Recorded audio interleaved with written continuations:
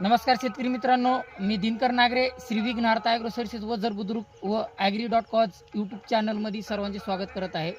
आज मी थोडक्यात एका रोगाबद्दल माहिती सांगणार आहे. ते की आपण जिथे उभे आहेत, कापसाचा रोग आहे तो. त्या रोगाचं नाव आहे झॅन्थोमॉनस सायट्री माल्ह्युसरम, अर्थातच तुमचा बॅक्टेरियल ब्लाईट. तर बॅक्टेरियल ब्लाईटची मित्रांनो सर्वात अगोदरची जी सुरुवात होती ती आपल्या ह्या जमिनीपासून होती. ज्यावेळेस भरपूर पाऊस होतो आणि वारा वगैरे वाहत राहतो, त्यावेळेस पाऊस जोरात झाल्याच्या नंतर बुरशीचे जे काही स्पोर असतात तर हे पानावरती उडल्या जातात.